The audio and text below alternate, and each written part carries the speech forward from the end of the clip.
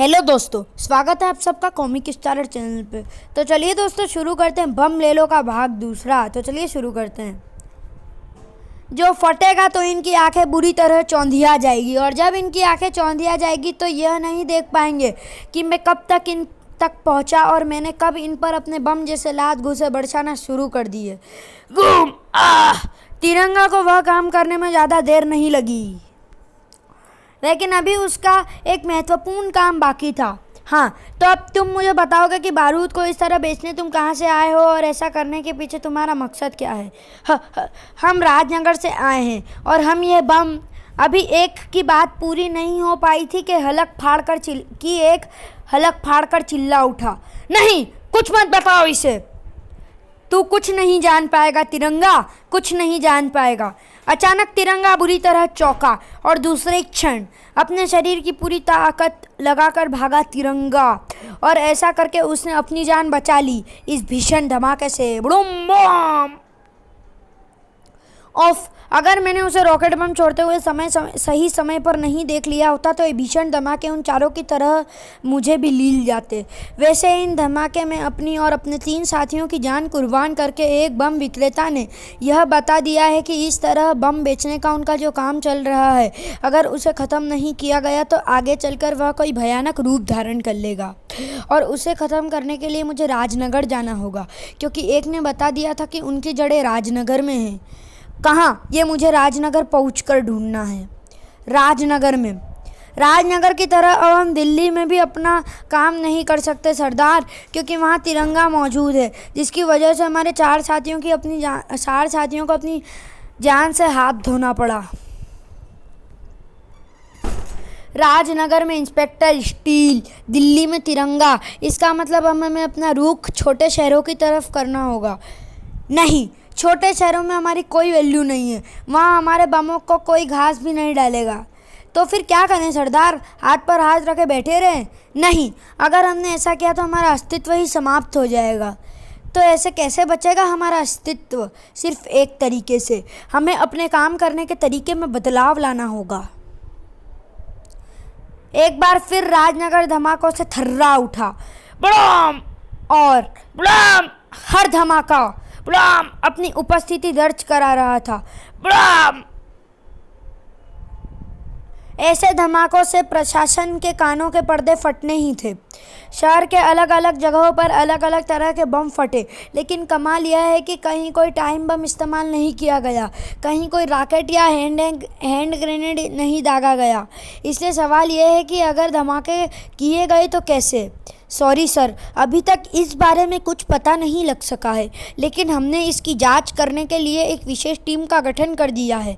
जल्द ही किसी परिणाम के सामने आने की उम्मीद है। गुड, लेकिन इस बीच तुम्हें ज़रूरत से ज़्यादा सावधानी बरतनी है, क्योंकि दिल्ली से एक बहुत बड़े नेता एक आम सभा को संबोधित करने राजनगर आ रहे हैं। शहर में धमाके करने वाला अपराधी उन्हें मारकर वाहवाही लूटने की कोशिश कर सकता है। Okay sir. अपने आला अफसर को दिए गए इस विश्वास को पूरा करने के लिए राजनगर पुलिस कमिश्नर को कोई कसर नहीं छोड़ रहे थे, और कमिश्नर की तैयारी का सबसे बड़ा हिस्सा थी इंस्पेक्टर स्टील नामक फर्ज की मशीन, जो अपने सारे साजो सामान से पूरी तरह लैस और मुस्तैद थी। Scanning view. मैंने इंस्पेक्टर स्टील को खास हिदायत दे रखी है कि वो अपने स्कैनरों को हर समय ऑन रखे, ताकि उसकी निगाह से बचकर स्कैन मेटल की एक कील भी मंत्री तक ना पहुंच पाए। इधर विस्फोटक रोकने वाले पूरी तरह आश्वस्त थे, और इधर धमाका करने वाले। काम हो जाएगा ना सरदार? अगर मेरी दी हुई चीज़ नेता के गले में पहुंच गई तो हर हाल में होगा। वो तो हो गया। वो देखो, इस समय आपकी दी हुई चीज़ नेता के गले में नज़र आ रही है, उस माला के रूप में जिसे मैंने नेता को पहनाई जाने वाली मालाओं के बीच मिला दिया था। तो फिर काम को हर हाल में हुआ ही समझो। लेकिन यह काम करने की अपनी कीमत तो मिल गई ना अपने को। हाँ सरदार, इस काम के लिए मैंने पार्टी से पूरे 2000 रुपये ले लिए थे। ठीक है, अब देखो मेरा कमाल। उसने तुरंत ही अपने हाथ में थमी डिब्बिया को खोलना शुरू कर दिया, और यह इस बात का सबूत था कि एक अनर्थ होने जा रहा था, और किसी को भी इसका सपने तक में भी गुमनाम नहीं था, ना किसी साधारण सुरक्षाकर्मी को और ना असाधारण को।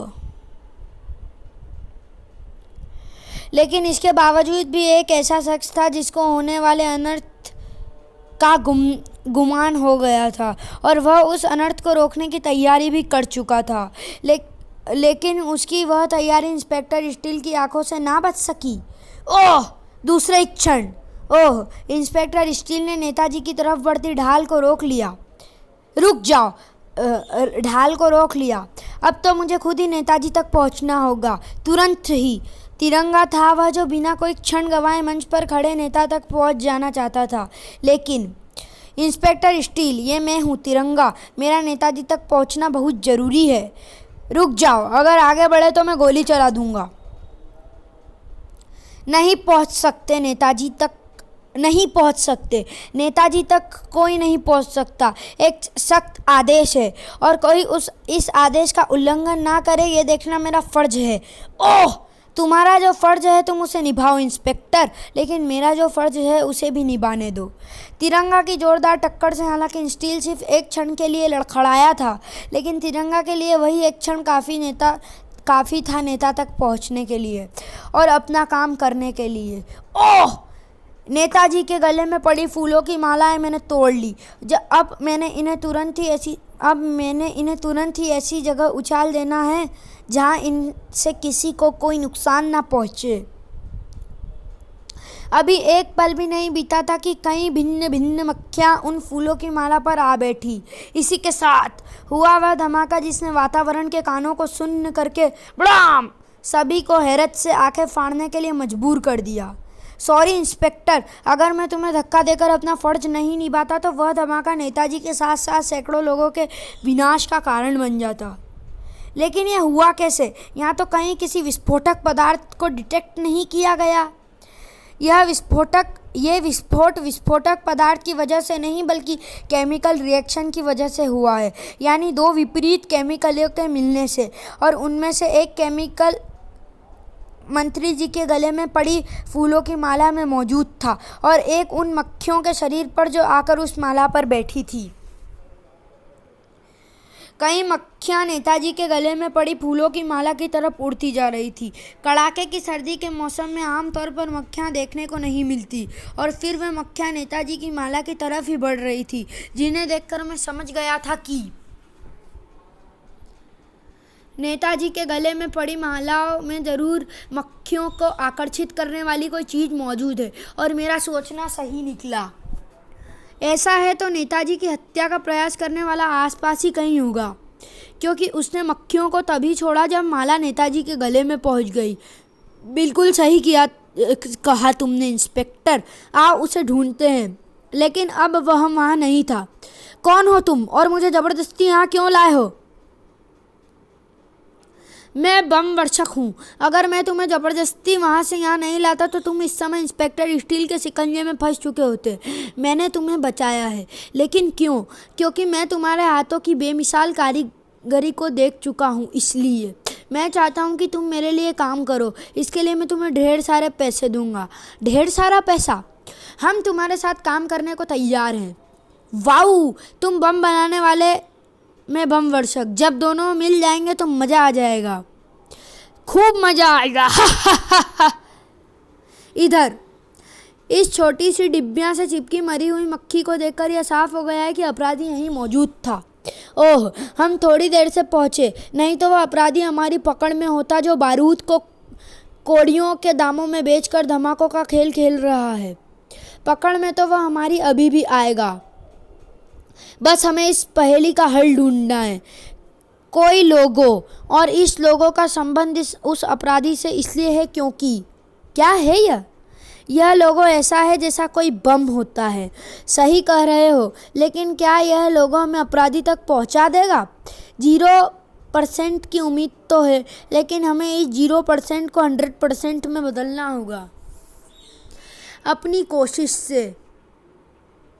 अपराधी तक पहुंचने की तिरंगा और इंस्पेक्टर स्टील की कोशिशों पर उस खबर ने कुठाराघात किया। मैं कमिश्नर बोल रहा हूं। इंस्पेक्टर स्टील, एक इमरजेंसी आ पड़ी है। तुम तुरंत ही हेडक्वार्टर पहुंचो। Okay sir. Rajnagar police headquarter में। जिस इमरजेंसी के लिए तुम्हें बुलाया गया है उसका नाम बमवर्षक है। तुमसे मात खाने के बाद वह अब एक नई मुसीबत को लेकर सामने आया है। मुझे तुरंत ही हेडक्वार्टर जाना होगा। ठीक है, तब तक मैं इस लाइब्रेरी में पुराने अखबारों की खाक छान कर अपने मतलब की जानकारी तलाशने की कोशिश करता हूँ। उसके द्वारा हमें किए गए फ़ोन की रिकॉर्डिंग सुनो, सब जान जाओगे।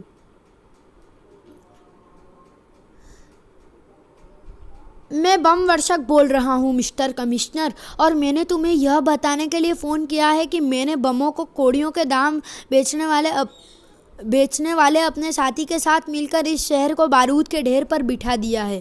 अब मेरे एक इशारे पर यह सारा शहर तबाह हो जाएगा। मुझे 10 करोड़ रुपए चाहिए। और हाँ, बमों को ढूंढवाने की कोशिश मत करना, वे नहीं मिलेंगे, क्योंकि दुनिया के किसी भी मेटल डिटेक्टर से स्कैन ना होने वाले वे बम किसी एक निश्चित जगह पर नहीं हैं। वे तो अच्छों को छट्टी का दूध याद दिलाने शहर की सड़कों पर मौजूद हैं। तुम्हारे पास 2 घंटे का समय है। उन 2 घंटों में अगर हार मान जाओ तो अपने हेडक्वार्टर की बिल्डिंग पर सफ़ेद कपड़ा लहरा देना, और अगर हार ना मानो तो राजनगर की तबाही देखने के लिए तैयार रहना। खट। मेरे लिए क्या आदेश है सर? क्या इस विषय में कुछ हो सकता है? होगा, जरूर होगा सर, और 2 घंटे से पहले होगा। तिरंगा के लिए भी यह खबर धमाकेदार थी। ओह, स्थिति इतना भयानक रूप धारण कर लेगी ऐसा मैंने कभी सोचा भी नहीं था। हमें इस स्थिति को बहुत ही कम समय में संभालना है तिरंगा, और उसके लिए हमें राजनगर में मौजूद बमों को ढूंढना है। जिन बमों को शक्तिशाली मेटल डिटेक्टर और तुम्हारे स्कैनर नहीं ढूंढ सकते, उन बमों को हम राजनगर में ढूंढेंगे तो कैसे? 1 मिनट, जरा मुझे बमवर्षक के फ़ोन की रिकॉर्डिंग को फिर से सुनाना जिसे तुम टैप करके लाए थे। इंस्पेक्टर स्टील ने वह रिकॉर्डिंग चालू की तो तिरंगा ने उसे बड़े ही ध्यान से सुना, और 2-3 बार उस रिकॉर्डिंग को सुनने के बाद वे बम अच्छों को छट्टी का दूध याद दिलाने के लिए सड़कों पर मौजूद हैं। इसका तो एक ही मतलब हुआ। क्या? बताऊंगा। पहले मुझे बताओ, इस शहर में दूध की सप्लाई कैसे होती है? RMS यानी राजनगर मिल्क स्कीम के जरिए उसकी सैकड़ों गाड़ियां शहर के विभिन्न हिस्सों में दूध पहुंचाती है। मुझे RMS की सभी गाड़ियों की करंट पोजीशन के बारे में जानना हो सकता है यह काम? हो सकता है, अभी हो सकता है, क्योंकि RSMS का सारा डिपार्टमेंट कंप्यूटराइज्ड है। उसकी सभी दूध की गाड़ियों की पोजीशन ऑनलाइन रहती है। मैं अभी अपने कंप्यूटर से उनके बारे में पता करता हूँ। तुरंत ही जुड़ गए स्टील ने। जल्द ही वह घोषणा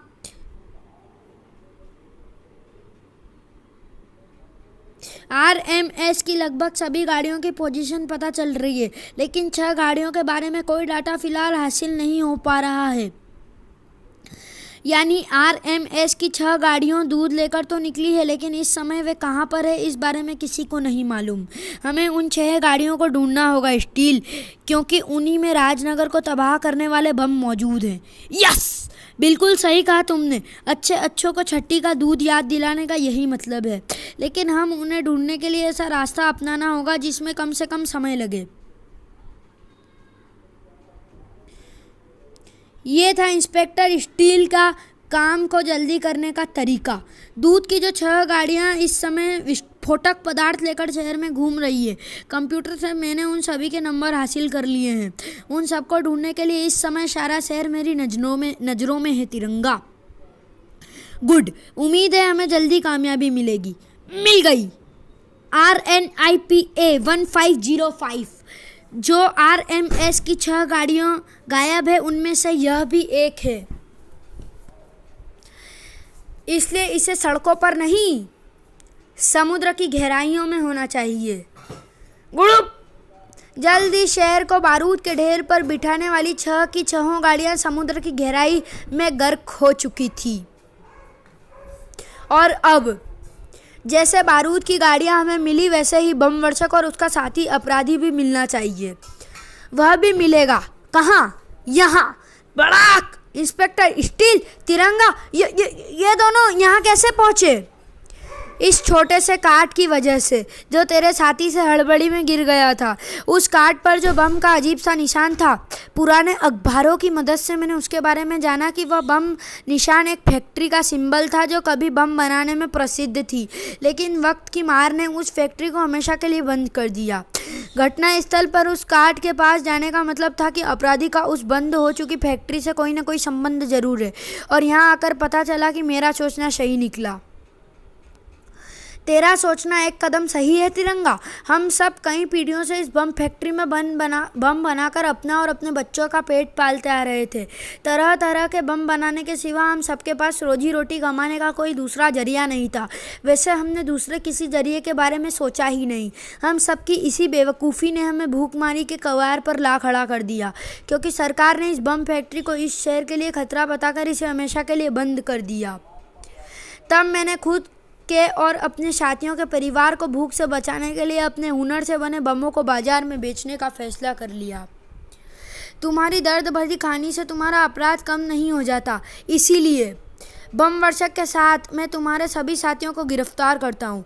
हमें गिरफ्तार करना इतना आसान नहीं है इंस्पेक्टर। हम सभी ने अपने अपने शरीरों पर ऐसे यांत्रिक बम बांध रखे हैं जो किसी दूसरे के हमारे शरीर के हाथ लगाते ही फट जाएंगे। ऐसे बचेंगे हम भी नहीं, लेकिन यहाँ ऐसी तबाही मचेगी जिसकी तुम कल्पना भी नहीं कर सकते। इसीलिए हट जाओ हमारे रास्ते से, जाने दो हमें। ओह वाह वाह, क्या शानदार चाल चली है। अब मैं भी तुम्हारे साथ यहाँ से निकल जाऊँगा। कोई यहाँ से नहीं जाएगा, सभी को गिरफ्तार होना होगा। इंस्पेक्टर, ये तुम क्या कह रहे हो? उनकी तरफ बढ़ना बंद करो। उनके शरीरों पर बम बंधे हैं, अगर वे फट गए तो सब तबाह हो जाएगा। कुछ नहीं होगा, कुछ भी नहीं हुआ। धड़ाक धड़ धड़ आ, मैं तुम सभी को गिरफ्तार करता हूँ। लेकिन इनके शरीर से बंधे बम को क्यों नहीं फटे? वे सभी यांत्रिक बम थे और हर यांत्रिक बम को मेरा जैम्बर चुटकियों में जाम कर सकता है। सभी अपराधी कानून के शिकंजे में फंस चुके हैं। अब तिरंगा के लिए वहाँ कुछ नहीं बचा था। अब जो कुछ करना है इंस्पेक्टर स्टील को करना है। मैं वापस दिल्ली लौटता हूँ। समाप्त। तो चलिए दोस्तों, वीडियो को यहीं समाप्त करते हैं और कॉमिक को यहीं समाप्त करते हैं। मिलते हैं किसी अगली कॉमिक में। ये कॉमिक आपको कैसी लगी हमें कमेंट में ज़रूर बताएं। तो मिलते हैं किसी अगली वीडियो में, तब तक के लिए goodbye. Thanks for watching.